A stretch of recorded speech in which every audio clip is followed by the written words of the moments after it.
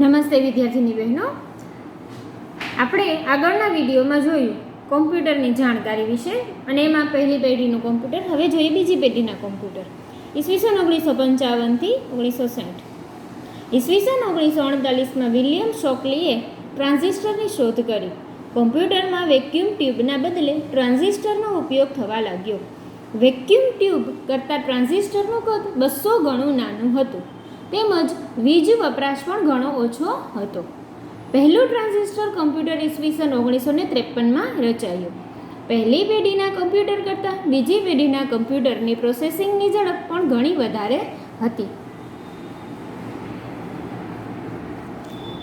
હવે જોઈએ ત્રીજી પેઢીના કમ્પ્યુટર. 1960.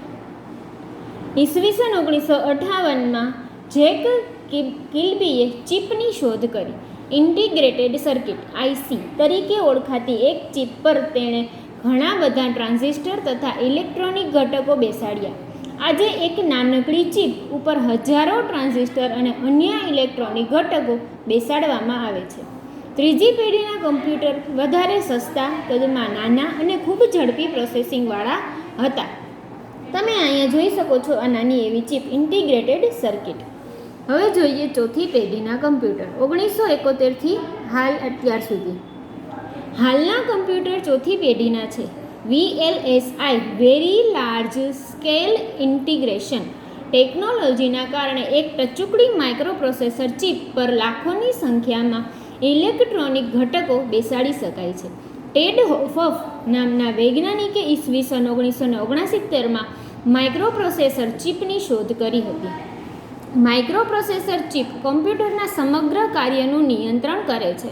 તે માનવ મગજની જેમ કાર્ય કરે છે, પરંતુ તેને પોતાનું મગજ નથી. આથી એને કાર્ય કરવા માટે સૂચનાઓના સમૂહ પ્રોગ્રામની જરૂર પડે છે.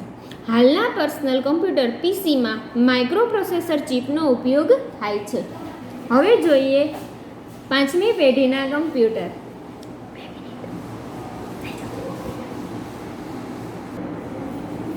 પાંચમી પેઢીના કમ્પ્યુટર આજે જ્ઞાન આધારિત પદ્ધતિ અને કૃત્રિમ બુદ્ધિ ધરાવતા કમ્પ્યુટર બનાવવાના પ્રયત્નો થઈ રહ્યા છે. આપણે જે કંઈ પણ લખીએ, બોલીએ તે કમ્પ્યુટર વાંચી બોલી શકશે અને જરૂર પ્રમાણે પ્રોગ્રામમાં ફેરફારો કરી શકશે. આ માટે ચિપ્સ પર લાખોની સંખ્યામાં ટ્રાન્ઝિસ્ટર તથા અન્ય ઇલેક્ટ્રોનિક ઘટકો લગાવવા પડશે. તેમાં SLSI super large scale integrated ચિપનો ઉપયોગ થશે. હવે જોઈએ કોમ્પ્યુટરના પ્રકાર. કદ, કિંમત, ઉપયોગિતા, ઝડપ, ક્ષમતાના આધારે કમ્પ્યુટરની નીચે મુજબના પ્રકારોમાં વર્ગીકરણ કરી શકાય. એમાં પહેલું જોઈએ સુપર કમ્પ્યુટર.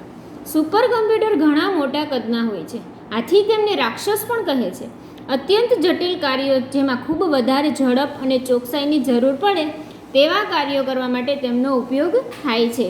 તમારા પીસીને જે કામ કરતાં 20 કલાક લાગે તે કામ સુપર કમ્પ્યુટર માત્ર 90 સેકન્ડમાં કરી શકે. હવામાનની આગાહી, સંરક્ષણ ટેકનોલોજી તથા વૈજ્ઞાનિક સંશોધનો માટે સુપર કમ્પ્યુટરનો ઉપયોગ થાય છે.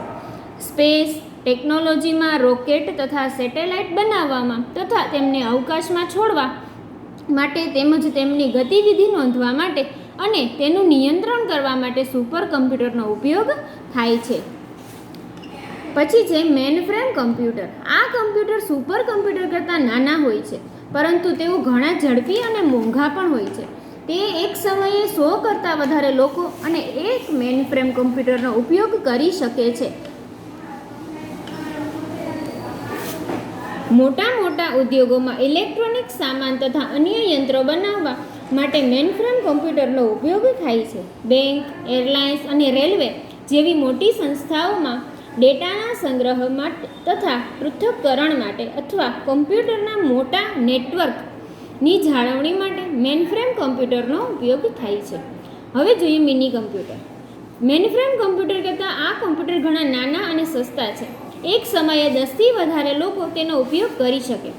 મેનફ્રેમ કમ્પ્યુટરની જેમ મિની કમ્પ્યુટર પર બેંક, વ્યાપાર વિષયક સંસ્થા, સરકારી વિભાગ તથા અન્ય સંસ્થાઓમાં ઉપયોગમાં લેવાય છે. છેલ્લું કમ્પ્યુટર જે હાલના કમ્પ્યુટર છે માઇક્રો કમ્પ્યુટર. આ કમ્પ્યુટરનો ઉપયોગ ઘરમાં, ઓફિસ તથા શાળામાં થાય છે. મિની કમ્પ્યુટર કરતાં તેની કિંમત ઘણી ઓછી હોય છે અને એક સમયે એક જ વ્યક્તિ તેનો ઉપયોગ કરી શકે. ડોક્યુમેન્ટ તૈયાર કરવા અને સંગ્રહવા, હિસાબ રાખવા, મિત્રો તથા સંબંધીઓના નામ, સરનામું, ફોન નંબર જેવા ડેટા રાખવા, રમત રમવા, સંગીત સાંભળવા જેવા કામો માટે તેનો ઉપયોગ થાય છે.